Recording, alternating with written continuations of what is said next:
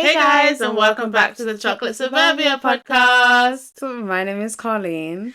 And it's your girl Rianne, and we're back with another episode. Happy Black History Month! Happy Black History Month. Black power, power to the people. For reals. The television will be... The revolution will be televised. That's it. That's what I'm saying. The revolution will be televised. Period. But yeah, happy Black History Month, guys. Yes. For all those in the UK, big up to the Black British people that have molded the United Kingdom to what it is today. Period.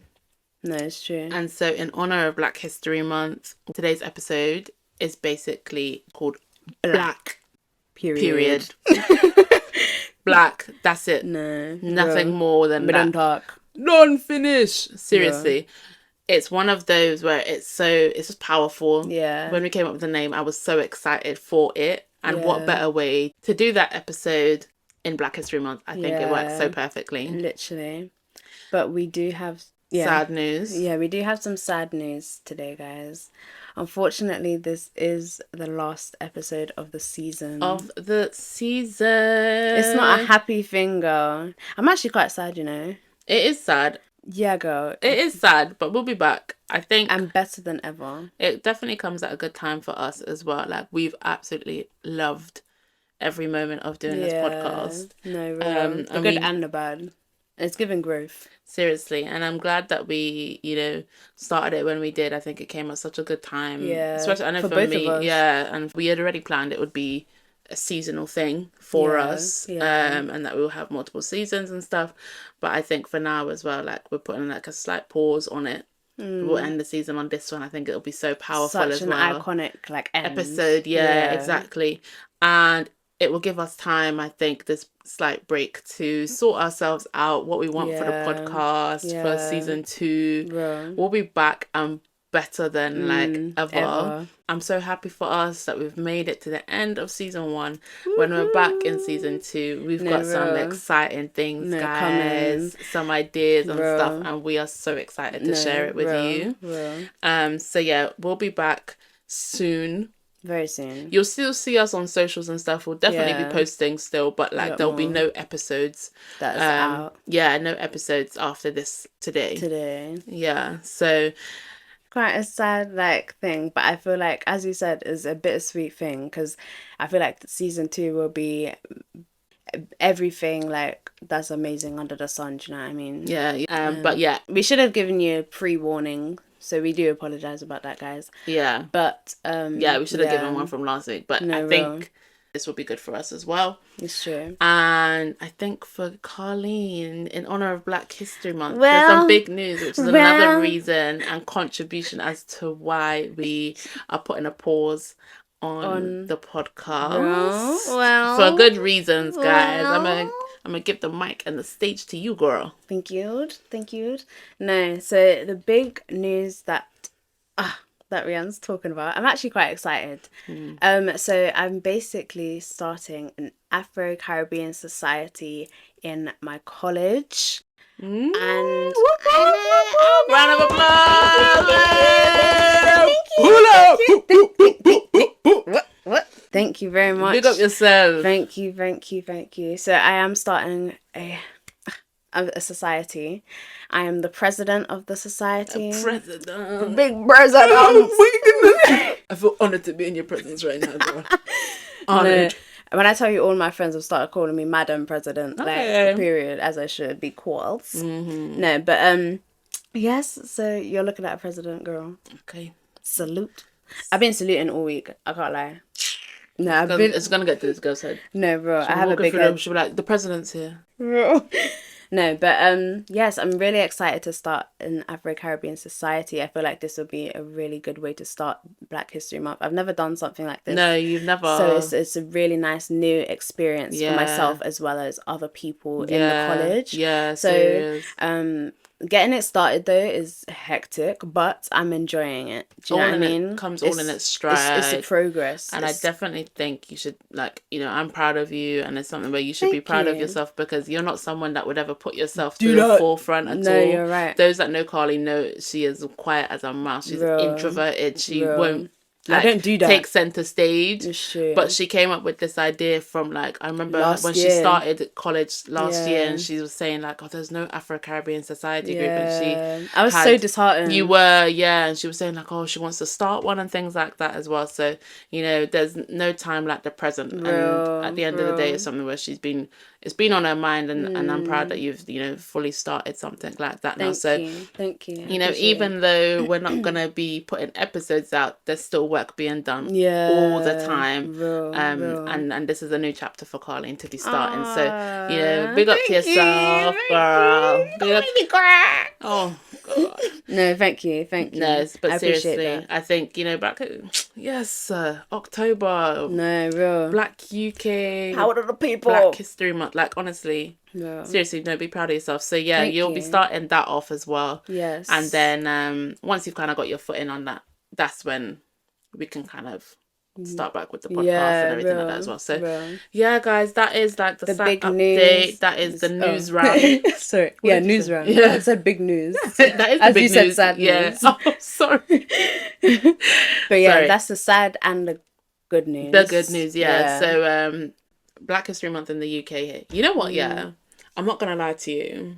I was recent years old, and I'm not saying today, when I realised that there is like 2 different types of Black History Months, because there's actually one in the US that happens earlier in the start of the year, and there's one that also happens in the UK. And I remember when I was relatively younger, it was like, oh, there's 2, because I was like, what? I was so perplexed before. I thought to myself, why? Yeah, power to the people, stronger together, everything like that, Black power. But why we got 2 months dedicated to us? But then it makes sense now, knowing one's in the US, one's in the UK. I think theirs is like February. Yeah, and then in the UK is October. So, but there's not really like, I don't know, we get taught more so like the US. Yeah, Black the US history, Black do you know what I mean? Rather than taught the British. The UK one. Yeah, the British Black history. No, you're right. I think it's because mainly the US had more problems. No, I can't even say that, you know. You know what? You're kind of right there. I can't even lie to you. Like, it's mainly the US that had more problems, like, when it came to like racism and stuff, but at the same time that we're taught in this, and there's public news, should we say? So there's more radicalization and things like that go on and protests than the ones that happen over here in the UK. No, Sorry you're to right. cut you. You are right there. You are right. So I'm like, it's a hit and miss. I don't know. I've never been taught the British, Black UK British history and facts. Yeah, and what I mean by that of not having like Black facts, quote unquote, is more so like uplifting stories, if that makes sense. So, you know, like how we were saying about, you have the Martin Luther King and how he was fighting for Black people, and Rosa Parks and how she defied, you know, against the white people and not getting up in her seat. Like, I feel like we're not taught anything similar that occurs like that in Britain. It's more so anything that's widely known and put out in media is like of any Black people going missing, murder, like racial attacks and murders that are going on, and like, you know, how I was saying in the Notting Hill Carnival episode, in episode 4, about how Carnival had kind of got turned into a positive light and everything like that. The only reason that Carnival became Carnival was because of a murder. So no, that's so true. So it's actually quite sad in a way that there's no like uplifting stories that we've actually heard. Exactly, before. Black stories, and then you have to like dig deep and search and find them. And maybe it's just where I'm looking that I can't find, you know, major ones, but they're not renowned like across the world media news, if that makes sense. No, and right. I know that there's so many, but you really have to like dig deep to find them. No, it's true. And even so, like, my brain always just goes to like Black American stories rather than Black British. UK, So no, you're right. It's like a sad state of affairs. It is. And then it's also like another thing as well, like any Black British TV shows or anything that comes up is about gang members, is about killing. It's not like uplifting stories. It's just like trauma. British ones. Yeah. Some of them that I've seen black love and black, like British TV shows. It's a struggle. It's a struggle love, or you see all the technicalities of how us as black people derive in the dating world, and in the, do you know what I mean? No, it's actually true. You know, ones like Top Boy and stuff. Okay. That's what comes to like my mind. Like a lot of it is just stigmatized around struggle. Living in council flats and things like that. And I know that there's probably a lot of black British TV shows where like they document the good life of black people. Yeah, and there's an ITV show, I think it's called something Riches. It's like a drama series, and I know I wanted to watch it. And it's like black people are like empowering business and stuff, and I haven't seen it, but there's trailers, like there's obviously some scandal and stuff that goes on. Okay. But again, it's almost like it's a struggle kind of thing. Yeah. Do you know what I mean? Yeah, no, you're right. I don't think I've ever seen like a actual uplifting black British TV show. And like I remember seeing, me and Mum was watching Being Black in Britain the other day, and it was like on Netflix. Yeah, it was a docu-series, and it was basically saying like all of our trauma is all of our like culture is solely based on slavery. A lot of things though derived from slavery times though as well. Like when you think of the type of food that we eat, soul food derived from slavery times and things like that. The type of hairstyles that we have. You're the one that even informed me about this, about how cane rows was used as a type of map. Yeah. For them to be able to escape, and that's why it's called cane rows / cornrows. Yeah. And other things like that. It derived from slavery. So like, yeah, that's what unfortunately our ancestors had gone through. That's true. It's a very unfortunate thing, you know. Of course it is. But like, and we don't even know.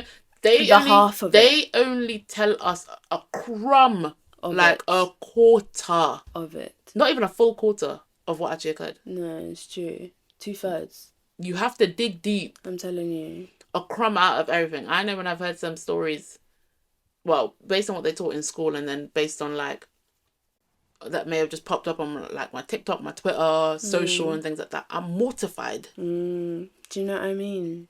And okay, I can understand in a sense. I'm not gonna be saying I can understand in a sense, because what I've seen is traumatic. It is. So really, to be teaching that to kids is like, but I know that they still like sugarcoated a lot of it.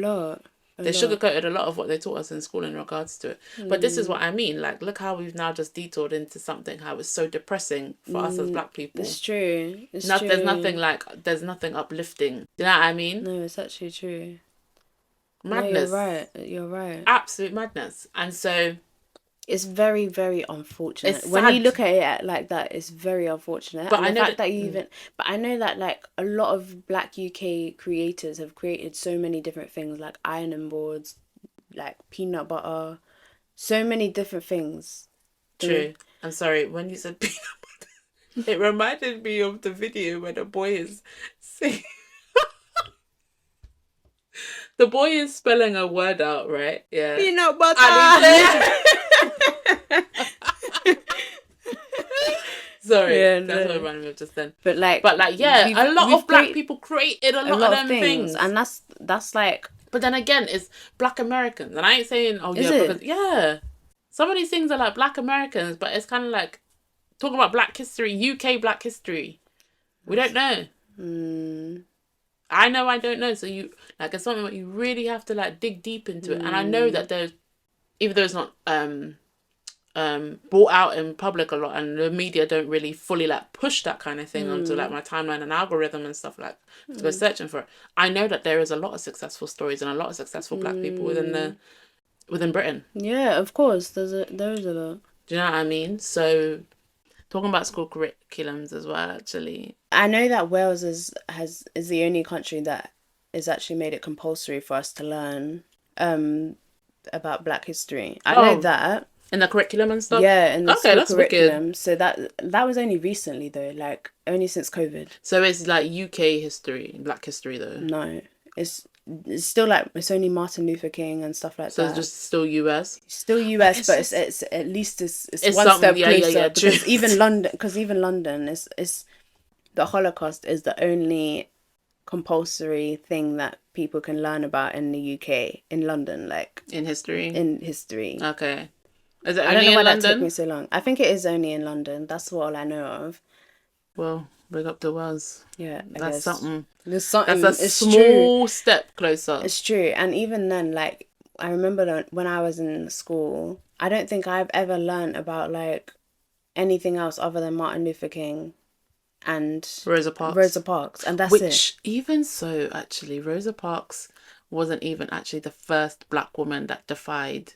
You know, like her whole story. Yeah, apparently there was actually another woman who was actually like, I'm not saying Rosa Parks weren't black. She was obviously black. Yeah. But she was light skinned, and there was a dark skinned black woman who had basically said no to a white person and refused to move from her seat. Yeah.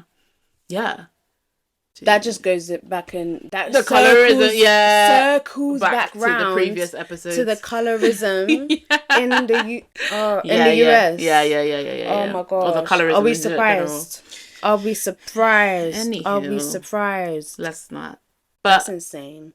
Yeah. I wonder if they've changed it in regards to, like, you know, the books that are read out in school, because. Oh, I know what you're talking about. Yeah.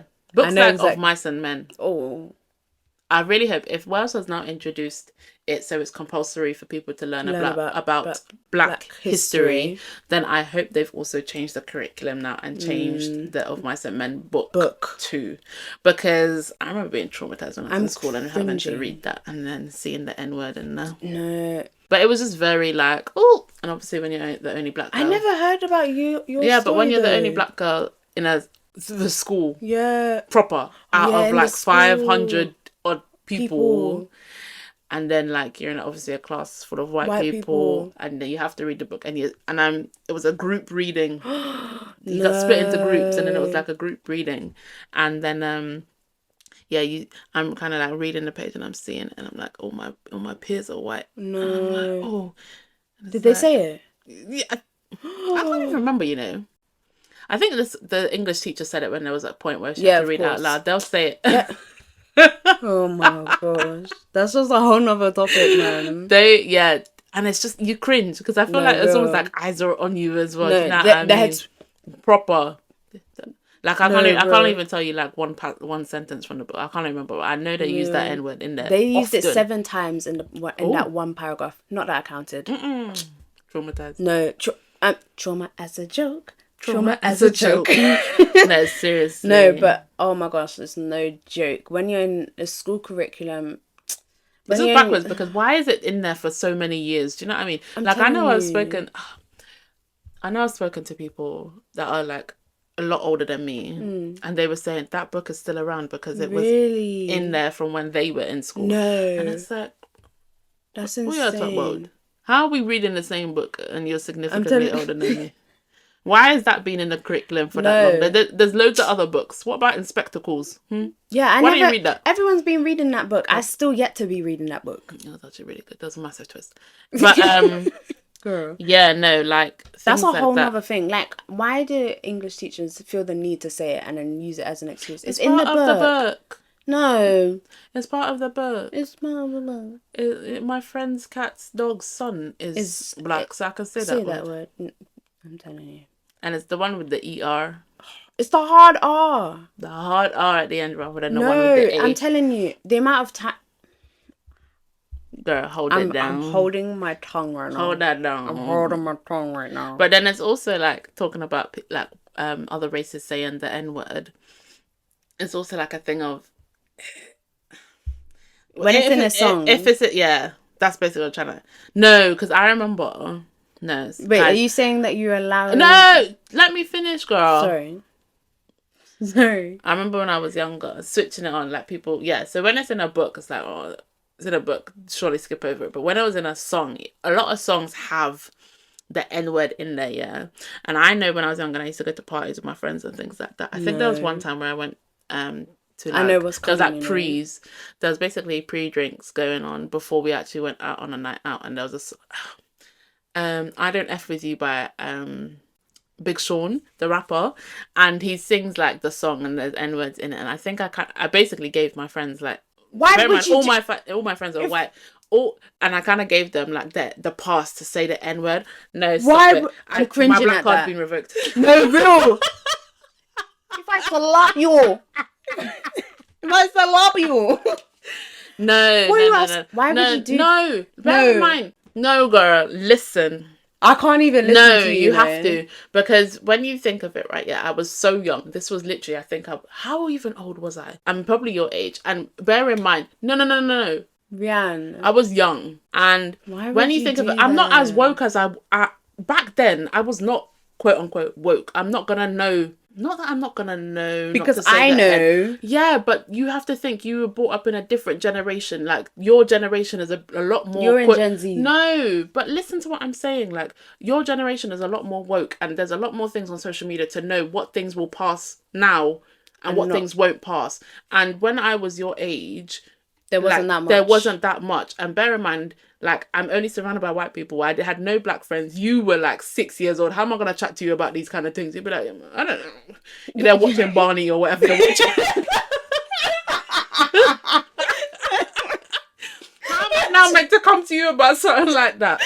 Barney? Do you know what I mean?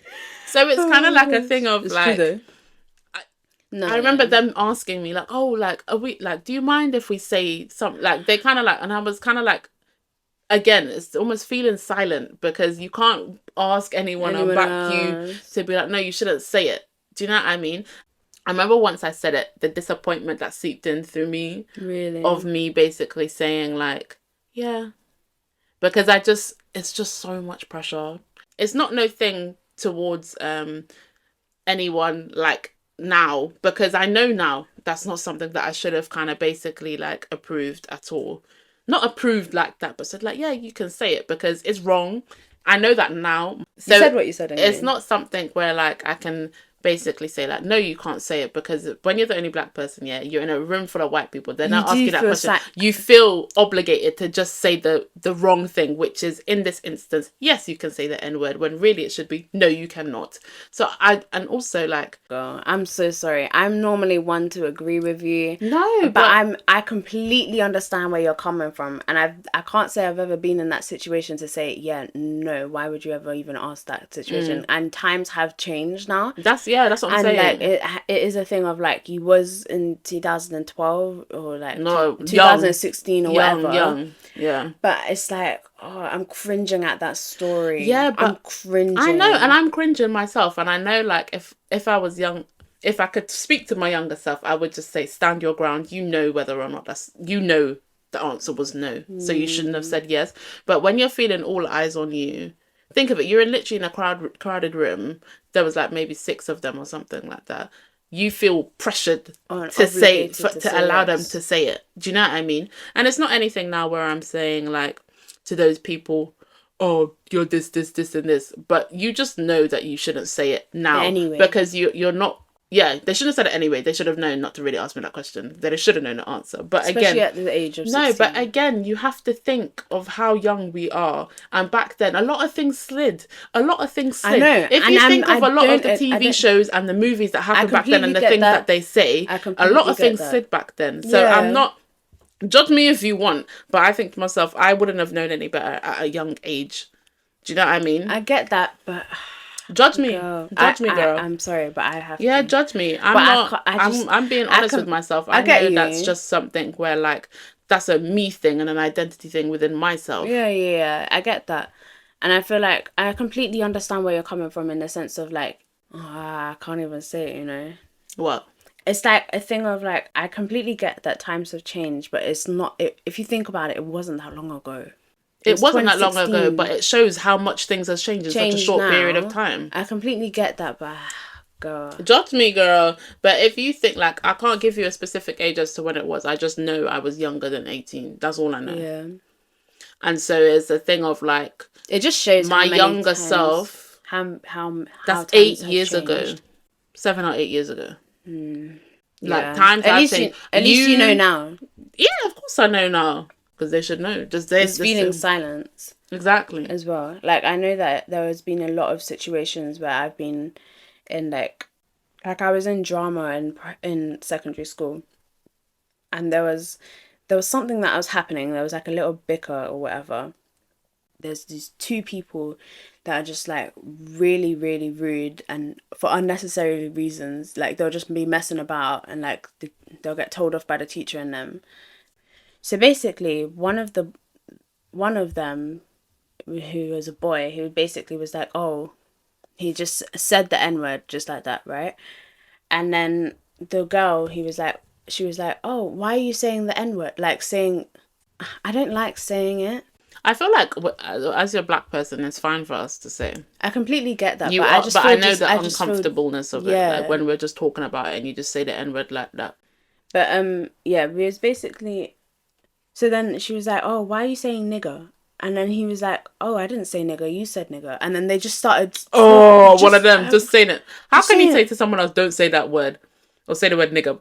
But you're saying it this exact same way. Yeah, and then they just kept repeating that same word. And then, bless her, it was like the intention was pure, but you're still doing the same thing. Do you know what I mean? And then it was like a substitute drama teacher as well. So she was like, she didn't know how to handle the situation. Everyone's eyes just turns to me as though I'm supposed to say something. Like, bro, like if you hear and see something that's happening that includes the N-word, as you're a white person, why don't you also speak up as well as just me? Yeah. Why is everyone's eyes on me just because I'm the only black girl in the classroom? Yeah. You don't need to be looking at me as though like I'm like you're the spokesperson for all black people. Thank you. That's what I'm getting at. That's literally what I'm getting at. Do you know what I mean? So then like I just realised you said, do you know what I mean? I said no, but I was meant to say no, yeah. I didn't even hear you. Sorry. Yeah, go ahead.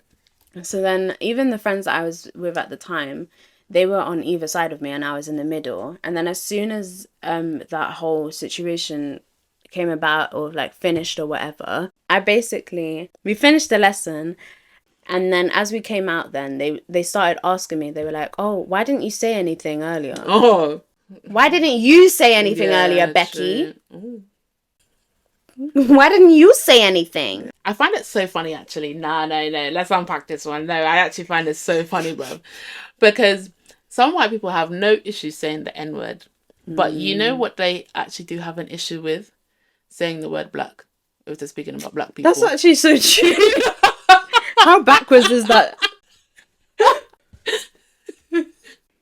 Yeah, no, like, I just find that actually hilarious because they'll have no problem saying that slur. I'm telling you. But then when it comes to just speaking about black people or just in a topic of conversation, like, you know, sometimes black people get brought up in a conversation and things like that. Like, oh, yeah, black people.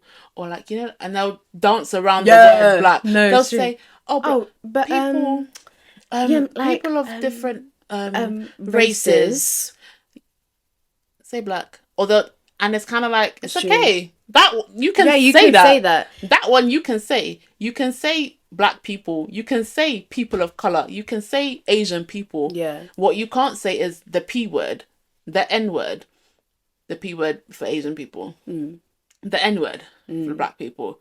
But you can say the color of our skin. You can say brown people for Asian people. And I think specific Asian people, should I say? It's true. And I think what people aren't understanding is the fact that the word black was actually handed to you on a silver platter to say that's the only word that you can say. But it was given to you. You can say the black word. That is fine. You're allowed to say it. You don't have to dance around that topic because at the end of the day, we are black. But like, don't say the word coloured anymore. That is way out of the times. I feel like the context, people of colour, yeah. And I feel like people would be like, yeah, but if I can say people of colour, why can't I say coloured? But it's kind of like, you just can't. I can't even tell you. You just can't. I'm not even going to try and find a reason because I don't know the reason, but you just don't use that term anymore. Like, that's not what it is. Yeah, even like terms like, I don't even want to say this term, but the old term that they use for mixed race people. Oh, yeah. Like, you can't say that anymore either. Even then, last year, I was speaking to this, like, mixed race guy, and he even said, like, he finds it offensive if people call him mixed race. That's why I've started recently not trying to refrain from using mixed race. So what will you call them? Exactly, that's what I'm saying. I have no idea. The terms do change, but I feel like it's not frequently, but, like, there's a lot of things now where it's kind of like, are you allowed to say it? Are you not allowed to say it? Yeah, like you're restricted but not restricted. Yeah. From what I've been told, not I've been told, but the phrase that I've used is just mixed race. That's what I use as well. And so, like, I'm not going to be like a thing of like, yeah, because we have mixed race cousins, and I'm allowed to say that. No, it doesn't work that way. You have to respect what people say when they're from a different race. You just have to respect their choices and just listen to what they're saying and not excuse your behaviour and your wording. Just because you may have a friend who's black, or your cousin's neighbour's friend's sister is black. That doesn't give you... is black. What? Or the fish is gold. Doesn't mean that you can basically now say the word the N-word or anything like that, or coloured. Like, it doesn't work that way. And so yeah, that's my piece. It's true. That is my piece. Respect. And I must say that. Yeah, and so, like, touching upon how I was saying about, you know, me trying to find my identity, like, within myself and within our blackness, that's like another whole topic now to unpack, because it's kind of like when you're surrounded with people that don't look like you often, and I know I've said this in previous episodes as well, it's kind of like you end up almost not losing your identity, but it's kind of losing your identity for hard to find yourself, especially within your culture, your history. You don't know nothing about race. Yourself. You don't know nothing about yourself. And I know for me, like, that's something now where I've had to really, well, I say this lightly, but almost have to try and start and find myself and my blackness, quote unquote, and who I am, and kind of educate and teach myself, really. Yeah, because you can only educate yourself in that situation. Yeah. Like, I feel like I found it very hard as well. So I understand where you're coming from in that. Yeah, because it's kind of like, as well, like, we know that we're really different based on the colour of our skin, but then it's also like how we act as well, and how we speak. Factors. Exactly. And I know then when I'm surrounded by a lot of black people, it's like, oh my gosh, like, wow, this is amazing. But I can then tell the significant difference. The significant difference of how I've been brought up and my environment as well, because especially like if I'm in London and stuff like that, like I can just tell and notice it. Like, you feel like you're changing slightly. Why are you doing like the robot? No, because I feel like I'm slightly changing within myself to be in my blackness. Yeah, almost like to kind of like speak how they speak in a way. No, not like right. Not drastically, literally. But like certain jokes and certain slang words, I know I'll say more if I'm 100. Within my like thing. Like, I know with certain family members, whatever, how they some of them, like my cousins, then.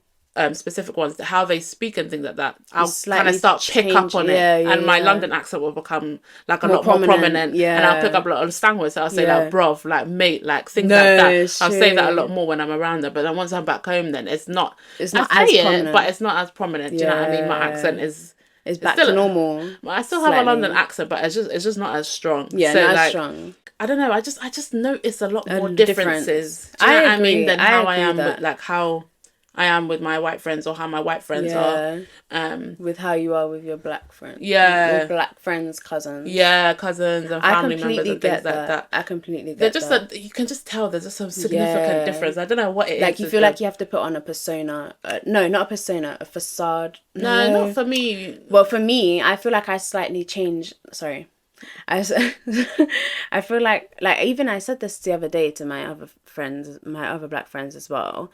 I was basically saying to them, like, I do find it quite hard, like, talking to black people. Yeah. I always feel like I have to sort of slightly change my how I act or involve myself, or change my character slightly. I hear that, yeah. In order to feel like I'm fitting in. Yeah, do you know what I mean? I hear that. Because, like, I feel like with my white friends, I am how I am, and I feel like I know how I am with my white friends. Yeah. But when it comes to black friends, I'm always quite, not tense, not scared, but, like, I do feel a sudden, like, change within myself. Persona, I get what you're saying. And I always feel like I have to slightly change or act how they act, or slightly change how I am, how I normally am. Yeah, I get and, like, that.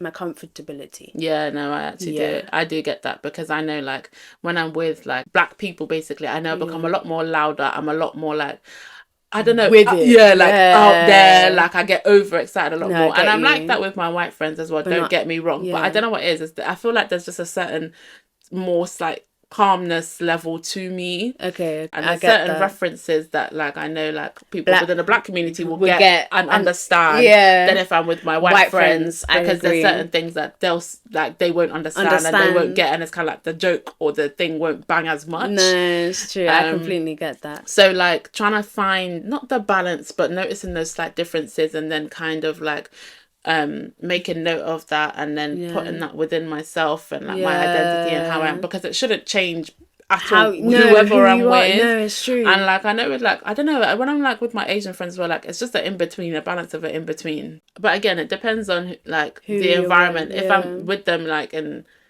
Wales, then it's kind of like we've kind of almost not been brought up the same, but like slightly similar experience. Yeah, slightly similar relation. And exactly. And it's not even on purpose. I think it's just I pick up how they like their what's it called? Their speech or something like that. So it's just funny. It's just so insane. Weird. I don't understand. I remember like being called like whitewashed by like one of my Asian friends last year, and I was like, and then it took me a long time to even accept that I wasn't. What is whitewashed? I think it's just more so. That's a good question, you know. So the term whitewashed by we're going to be using Urban Dictionary, guys. And this is by someone that literally stated this in 2008. So that's almost 10 years ago.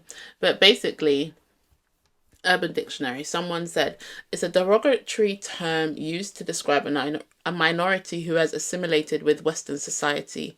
The quote unquote whitewashed person does not necessarily abandon his/her own culture, but rather embrace others beside his/her own.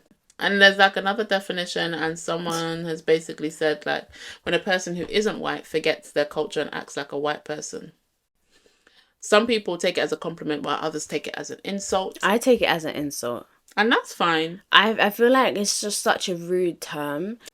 Like even then, like I feel like even last year, it took me such a long time to get over the fact that I wasn't whitewashed. It is basically an insult. I don't know. It sounds really weird, and it's not even for anything. But it just sounds like why do I have to be speaking differently or have certain interests for certain things for them to be classed as whitewashed? I'm just interested in what I'm interested in. I speak how I speak based on my environment, regardless as to whether or not I'm living in a predominantly white area. I feel like if I was living in London and on the outskirts of London, would I still be classed as whitewashed? It's true. I agree. But I know that there has been like certain instances. There's been certain instances where I've seen like people of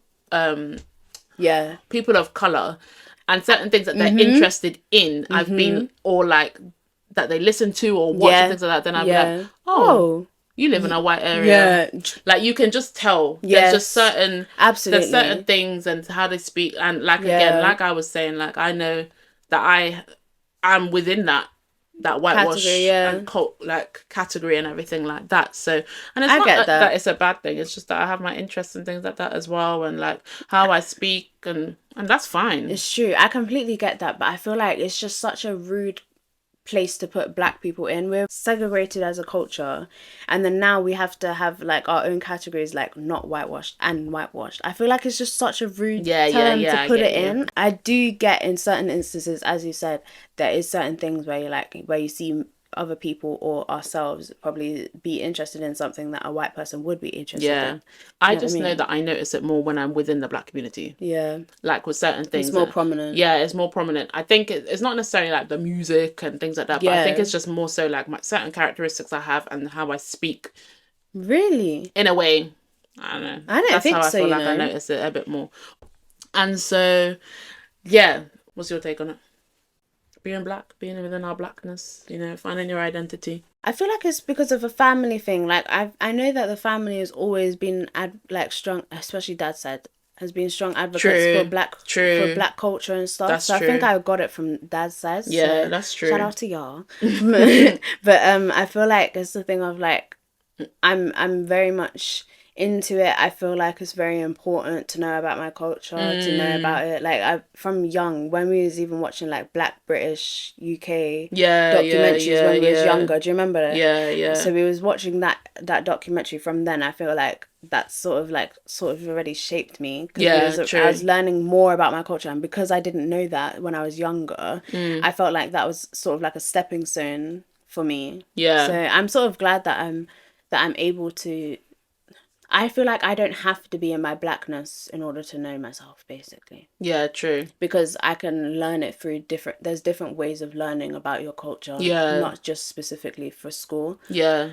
So like through documentaries, through like talking to family members as well. I feel like it helps that dad's actually Jamaican, because I'm able to learn a bit about how he was brought up and his culture and how like he moves and how his mindset works. So I feel like it sort of helps me be in my blackness. I don't have to be around black people in order to find myself and be in my blackness. I hear that. But I feel like starting this society will really help me to sort of guide me through like my life and sort of maneuver what route I want to take. Yeah, most so I feel like I don't even need to be in my blackness, you know. I feel like I'm content. You are. I'm living in it. Yeah, you know what I mean? So I'm true. proud of myself girl. with it, but there can be tough times, but it's okay. Of course, and I think there's tough times because they never last. There's one gone. No, and next one born. Gaza forever. I think it's good though. I think for your age at the moment, it shapes and molds you for who you are as a person. You're in prime ages right now, so I think it's so good at the fact that we've started a podcast like this. You know, speaking about black culture. Speaking about black culture. Being within our blackness, things like that, how our experiences living in a predominantly white area and a white country, and also the fact that you're stepping into creating a space specifically for black people, young black people at that, in a college. I think it's really, really good that you're starting that, and you have always been that way, you know, for your culture, for your people. That's something that you've kind of automatically done. You've always done it. But yeah, no, period. That's true. Speak your truth, girl. I love that for you, honestly. Thank you. That's so important. I think, especially for people that are your age and younger. Man. It's true. And even if you are living in an area at the moment that like don't have as many black people, like definitely take Carlene's advice and take heed, you know. Just step into your blackness and not fight for your people, but you know, live your truth and don't be afraid now to basically be black. No, it's true. This reminds me of the time where like I was going through a rough patch in school, secondary school. Yeah. And I posted this one post on Instagram, and it was the most roughest year. I think I was in year 9 and I posted it, and I was literally like, oh my gosh, I can't believe I just did that. It was in the morning, it was on a Saturday, and I literally just posted it out of nowhere. Yeah. Because it was like, this was just getting so bad and it was getting worse. The pressure was getting worse. I just could not. I was like, no, absolutely not. I'm not having this. So I archived it. And I was just going through like so much. And I've already spoke about majority of these stories that I've put on it. But the caption... Can I read the caption? Yeah, it's a long one, guys. Yeah. So the caption basically said, this post is about racism. The first thing I want to point out is the N-word. For those of you who don't know, it's basically nigger. It was brought up in slavery times to oppress black people. I don't know what this trend is about saying this dreadful word, but it really needs to stop because it is annoying every time a non-black person says it. What gives the right for a non-black person to say this word? I can't cross the street without someone saying I'm black. Literally, it happened to me on Monday. Someone also said to me, I'm darker than Carlene because she put fake tan on. Here's a thought, don't put fake tan on. I was so sassy. Yeah, man. I said, I live in a white community. It's expected to happen, but I'm sick of it. People in my class have been calling Asian people the P word because of their skin color. What is this? Jews because they've gone skinhead. I will never understand this. I don't like to be confrontational because if I say it, it will come out in an aggressive way. I live your truth, girl. So I don't say anything, but this post is just about racism and how it needs to stop because people are really quick enough to try and stop loads of other things, to try and help me stop racism. I really thought I was a activist. And people just need to stop saying this word. That's all. Thanks if you actually read this paragraph, period. We don't dog. No, live your truth for real, because I don't know where it came from. It was just a random Saturday. I was like, this needs to be pointed out for real. Get off your chest, basically. Do you know what I mean? And that's on period. What an activist for the age of like 14, bro. Do you know what I mean? I was literally... When you were saying like that part though about so I don't say anything, but this post is about racism, how it needs to stop. It reminds me of those people that come into school and say, "Show racism the red card." What? What are you talking about? There's these things in school, right? Yeah, where they'd have like I don't know if it was for Black History Month, but I remember in school there was people that would always come in, or like there'd be this day dedicated to like racism and how we need to basically stop racism. Yeah. I'll show it to you afterwards. But it was basically called Show Racism the Red Card. And so these people would come in, they'd do like an assembly and a talk, like it's a community / charity. Okay. And it's aimed to combat racism and promote inclusivity. Okay. But the thing is, like, no one would really take it. They should take it seriously, yeah. There'd be signposters up and everything like that. But then I think they kind of just stopped doing it because they realised that no one actually... So your post then just reminded me of that. I thought you'd laugh, so now it's awkward at the fact that I had to explain this whole thing to you. So that just shows that they don't do it in school anymore. That's unfortunate.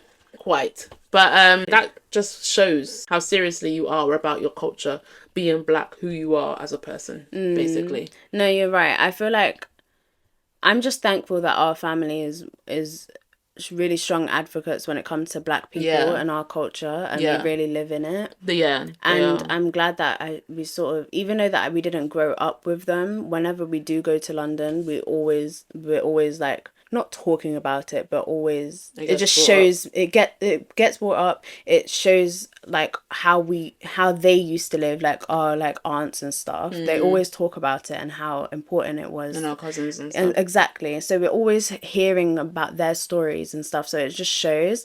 So I think that's how I live it. Yeah. Do you know what I mean? I live through it. Like, do you know what I mean? Yeah, there's two cousins like in particular that are coming to mind, and also one of our late aunts as well that comes to mind when you're speaking about it, because I know that they are so like involved and wanting to uplift Black people and things like that as well. Even when I was younger, I remember like even with our older sister, she used to send me like Black documentaries or Black videos, and I just used to sit and watch them on YouTube as well.